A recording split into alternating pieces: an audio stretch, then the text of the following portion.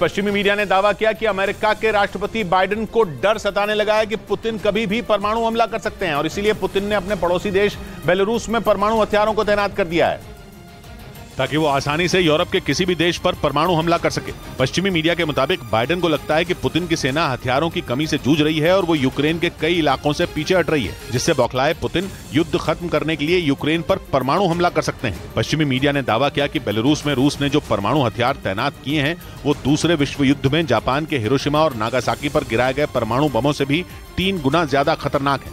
यानी अगर पुतिन ने ये परमाणु बम यूक्रेन पर गिराए तो भयानक तबाही आ सकती है। उधर नेटो को समंदर में गैस पाइपलाइनों पर रूस के हमलों का डर सताने लगा, इसलिए नेटो ने अब पाइपलाइनों की सुरक्षा के लिए एक नई टीम बनाने का फैसला किया, क्योंकि पुतिन के वफादारों में शामिल दिमित्री मेदवेदेव दुश्मन देशों की समंदर के अंदर बिछी इंटरनेट केबलों को तबाह करने की धमकी दे चुके हैं।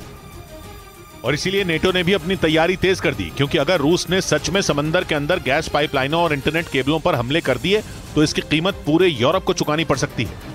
नेटो के एक अधिकारी के मुताबिक रूस पश्चिमी यूरोप में समंदर के नीचे बिछाई गई पाइपलाइनों और केबलों की निगरानी के लिए जासूसी जहाज का इस्तेमाल कर रहा है। यही वजह है कि नेटो भी समंदर में रूस से निपटने की तैयारी में जुट गया। रूसी हमले के बढ़ते खतरे को देखते हुए नेटो ने समंदर में पाइपलाइनों की सुरक्षा बढ़ाने के लिए नई टीम बनाने का फैसला किया, ताकि रूस किसी भी सूरत में अपने मकसद में कामयाब न हो पाए।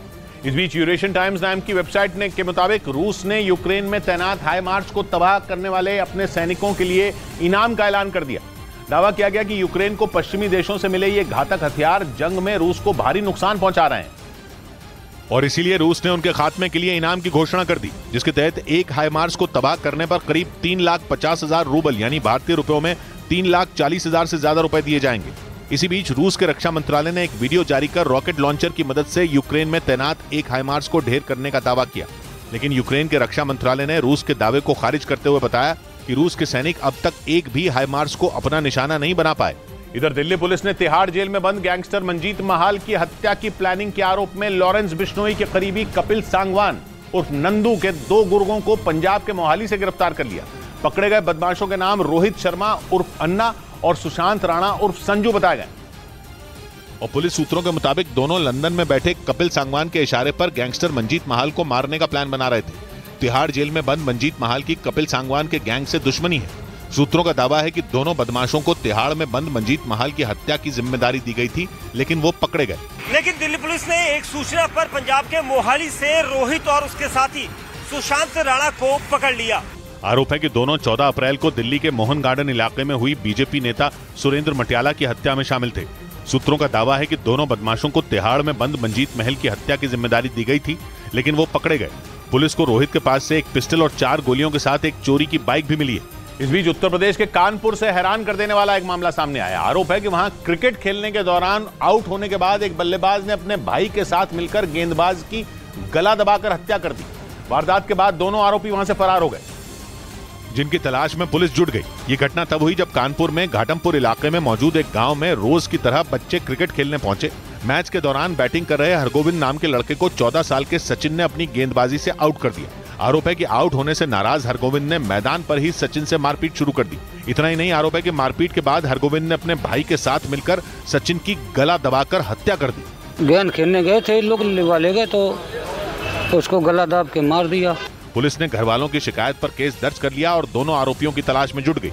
जिनको नामजद किया है वो अभियुक्त घर पे नहीं थे। तलाश जारी है, इसमें सख्त कार्रवाई की जाएगी। क्रिकेट मैच के दौरान सचिन की हत्या से पूरे इलाके में सनसनी फैल गई। वहीं पीड़ित के घर वालों ने आरोपियों के खिलाफ कड़ी कार्रवाई की मांग की। उधर मुंबई में उद्धव गुट के कुछ कार्यकर्ताओं को पुलिस ने हिरासत में ले लिया। पकड़े गए सभी कार्यकर्ता गद्दार दिवस मनाने की तैयारी कर रहे थे।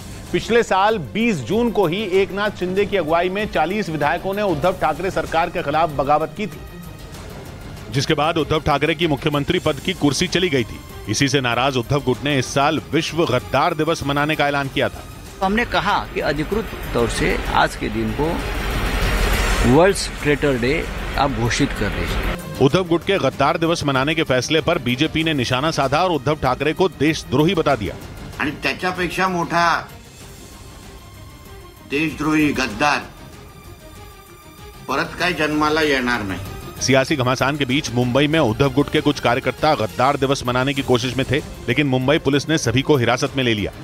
इधर मुंबई के मीरा रोड इलाके से हैरान करने वाला एक वीडियो सामने आया। वहां आरोप है कि वहां निर्दलीय विधायक गीता जैन किसी बात पर नगर निगम के एक अधिकारी पर भड़क गई, जिसके बाद उन्होंने उस अधिकारी को थप्पड़ जड़ दिया और उनके गुस्से का ये वीडियो देखते ही देखते सोशल मीडिया पर वायरल हो गया, जिसमें निर्दलीय विधायक गीता जैन पहले तो नगर निगम के उस अधिकारी को गालियां देती नजर आईं और उसके बाद उन्होंने उसे एक जोरदार थप्पड़ जड़ दिया।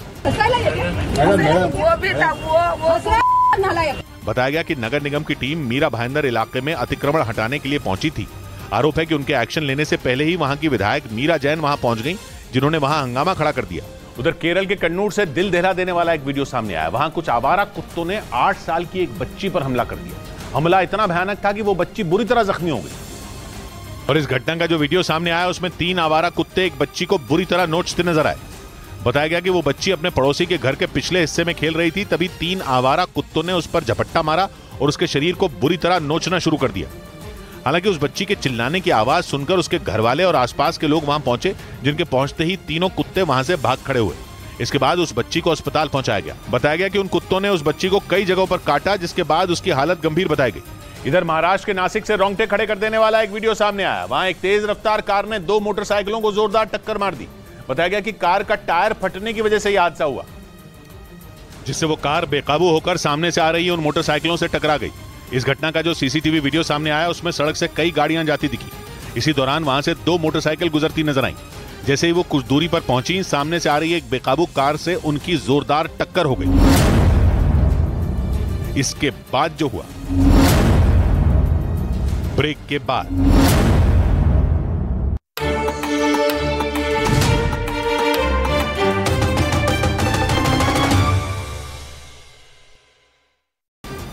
क्योंकि राजस्थान में पहली बार मानसून से पहले बाढ़ जैसे हालात पैदा हो गए और गुजरात से आए तूफान बिपरजॉय ने राजस्थान में हाहाकार मचा दिया। भारी बारिश की वजह से राजस्थान के बाड़मेर, पाली, राजसमंद, भीलवाड़ा और अजमेर के कई इलाकों में बाढ़ जैसे हालात पैदा हो गए, जिसके बाद मुख्यमंत्री अशोक गहलोत ने तूफान से हुए नुकसान का जायजा लेने के लिए बाढ़ प्रभावित इलाकों का हवाई दौरा किया और उससे प्रभावित हुए लोगों के लिए मुआवजे का ऐलान किया। और राजस्थान में लगातार होती मूसलाधार बारिश के बाद मौसम विभाग ने उत्तर प्रदेश के कई जिलों में धूल भरी आंधी और बारिश का अलर्ट जारी कर दिया। मौसम विभाग के मुताबिक उत्तर प्रदेश के 19 जिलों में अगले 1-2 दिन में मौसम करवट लेगा और धूल भरी आंधी के साथ बारिश होगी। मौसम विभाग ने उत्तर प्रदेश के गौतम बुद्ध नगर, बुलंदशहर, मुरादाबाद, कन्नौज, कानपुर और मैनपुरी में आंधी और तेज बारिश का अलर्ट जारी किया, जबकि लखनऊ, सीतापुर, लखीमपुर, शाहजहांपुर, हरदोई और उन्नाव में भी बारिश की संभावना जताई। हालांकि पूर्वी उत्तर प्रदेश के जिलों में अभी लोगों को राहत नहीं मिलेगी। मतलब यह कि पूर्वी उत्तर प्रदेश के जिलों में भीषण गर्मी और चिलचिलाती धूप और 2-3 दिन लोगों को परेशान करेगी। वहीं मध्य प्रदेश में तो बिपरजॉय तूफान का असर दिखना शुरू भी हो गया। वहां राजधानी भोपाल में जोरदार बारिश की वजह से कई सड़कें पानी में डूब गईं, जिससे लोगों की परेशानियां बढ़ गईं। सड़कों पर पानी भरने की वजह से आने जाने वाले लोगों को मुश्किलों का सामना करना पड़ा। मौसम विभाग के मुताबिक राजस्थान के करीब वाले मध्य प्रदेश के कई जिलों में बिपरजॉय तूफान का असर देखने को मिल सकता है। इस दौरान ग्वालियर, चंबल और उज्जैन में भी भारी बारिश का अनुमान जताया गया। उधर सिक्किम के मंगन में पहाड़ खिसकने से कई इलाकों का संपर्क टूट गया। सिक्किम के कई इलाकों में भारी बारिश हुई, जिसके बाद पहाड़ खिसकने से एक सड़क टूट गई और कई पर्यटक वहां फंस गए, जिसके बाद सेना के सीमा पर सड़क बनाने वाले संगठन बीआरओ ने आईटीबीपी की मदद से लकड़ी का एक अस्थायी पुल बनाया, जिसके सहारे फंसे हुए लोगों तक मदद पहुंचाई गई और बाद में इसी पुल से लोगों का रेस्क्यू भी किया गया। पिछले कई दिनों से जारी इस रेस्क्यू ऑपरेशन में ज्यादातर लोगों को बचा लिया गया, लेकिन कई गाड़ियां वहीं फंसी रह गई, जिन्हें निकालने के लिए जमीन खोदने वाली मशीन से रास्ता साफ करने का काम भी शुरू किया गया। बताया गया कि सिक्किम की लाचेन, लाचुंग और चुंगथांग घाटियों में भारी बारिश हुई और तीनों घाटियों को जोड़ने वाली सड़क बुरी तरह प्रभावित हो गई, जिसकी वजह से कई पर्यटक वहां फंस गए, जिन्हें निकालने के लिए रेस्क्यू ऑपरेशन जारी है।